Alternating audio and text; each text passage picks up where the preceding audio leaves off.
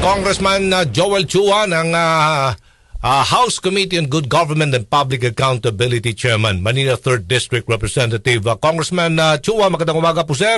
This is Aljo Bendijo. Live na po tayo sa RMN Manila, DZXL News 558. Ay, magandang umaga Aljo at sa lahat ng iyong tagasunod. Opo, ito lang po.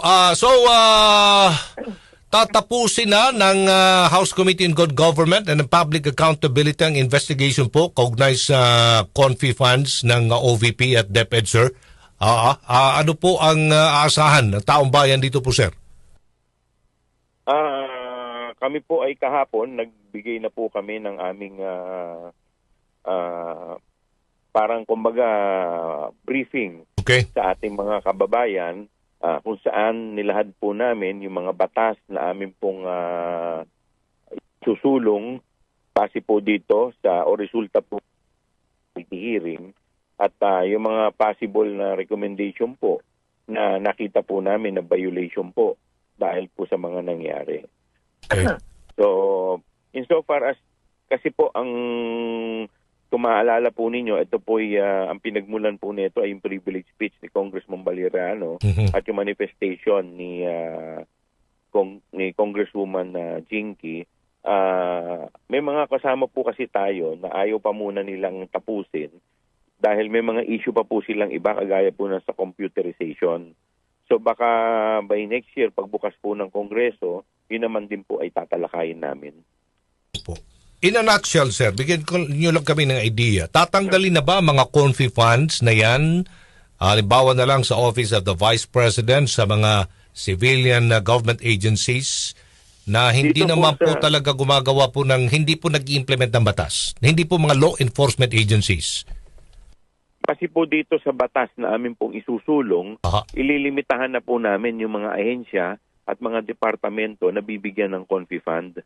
Ito na lamang yung mga ahensya o departamento na dapat may kinalaman ka sa national security, sa peace and order, sa intelligence gathering. So kung wala kang kinalaman dito, dapat hindi ka makatanggap ng confi fund. Marami itong tatamaan mga government agency, sir?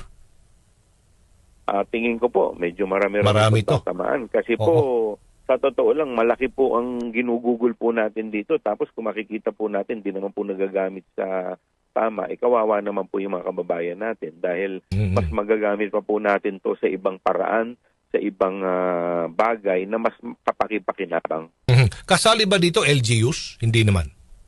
Sa LGU po kasi may mga, yung local chief executive po, ay may mandato po sila na mag-maintain ng peace and order sa kanilang jurisdiction. Alright. Pero insofar as yung vice mayor or yung vice governor pababa, hindi po sila dapat magkaroon ng ganitong klaseng pondo. Okay. Sa liquidation naman po, anong aayusin natin dito, sir? Sa liquidation naman po, ang pinaghigpit po namin yung SDO, yung mga requirement. Kasi po, sa ngayon po, nakikita natin ang SDO basta't ikaw ay tinalaga lamang ng head ng government agency, pwede ka ng SDO. Ngayon, dapat, ang isa sa mga proposal namin, kailangan permanent position ka. Disbursement officer ito, sir, di ba? O SDO? Opo, yung SDO po, yung disbursement officer.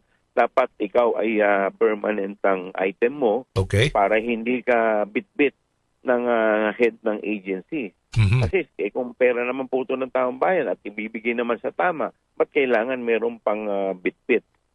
So lang sa ganun, maiiwasan po yung tinatawag po natin sa buwatan ng head ng agency at saka ng SDO.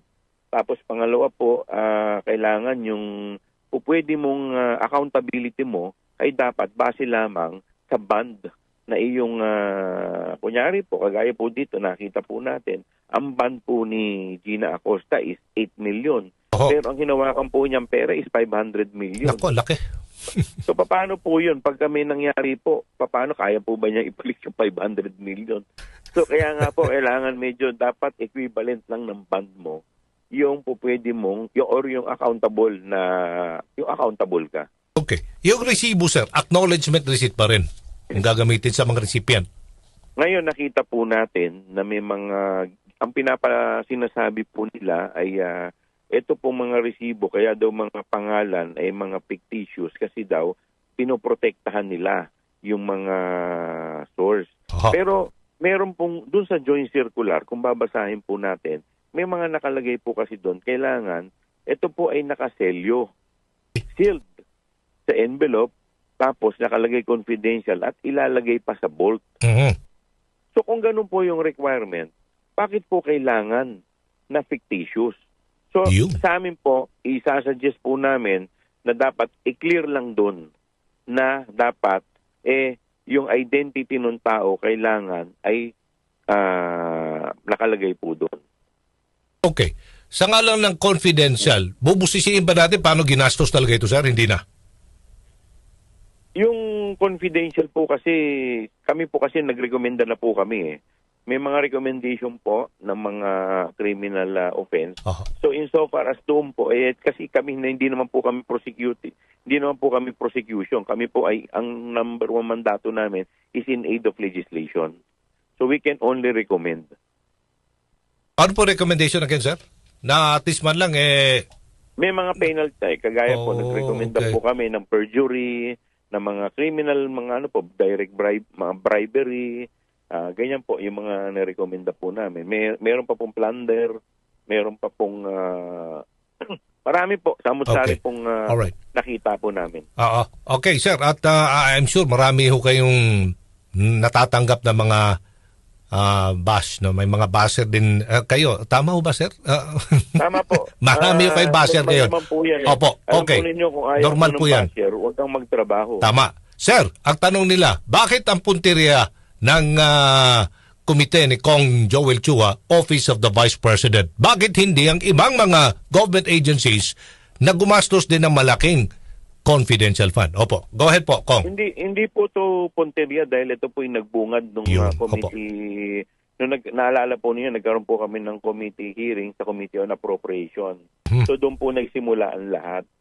It just so happen na ito po yung na-refer sa ating committee, kaya ito po ay ating pong tinignan at nakita naman po natin na talagang may basihan naman po yung ating investigasyon na ginagawa. Asahan ba na magkakaroon din ng investigation ito pong mga agencies na ito?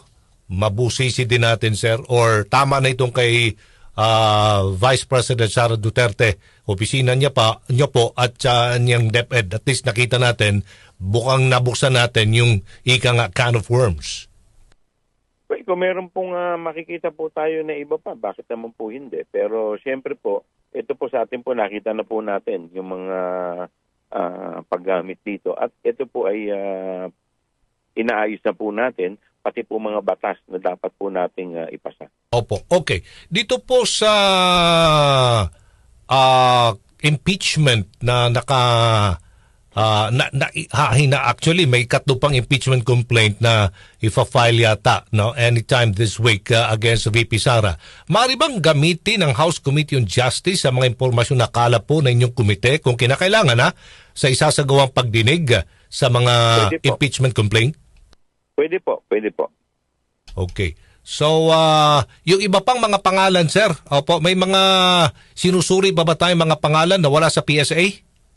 Na nakatanggap nitong confi funds? Yung pangalan po na sinumiti po namin ay sa DepEd. So, inaantay pa po namin yung sa Office of the Vice President. Okay, sige po. Alright.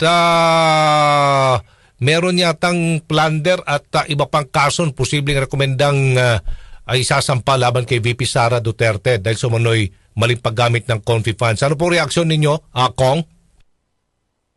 Ito po yung naging part din po ng rekomendasyon namin. Pero kagaya po na sinabi ko, kami po ay ang number one mandato po namin is in aid of legislation. So hahayaan na po natin yung ibang ahensya na mag-imbestiga po pagdating po dito. Asahan ba natin, sir, na itong confi funds na ito na meron na talaga tayong tamang accountability at transparency? Yan ang tanong ng taong bayan dito, Kong Joel, itong batas na inyo pong binabalangkas tungkol sa confi funds. Yun naman po yung talagang purpose natin para at least maayos po natin ang paggamit po nito. Right. Maraming salamat po, Congressman Joel Chua. Good morning po. Salamat din po. Mabuhay po kayo. Mabuhay po kayo. Thank you.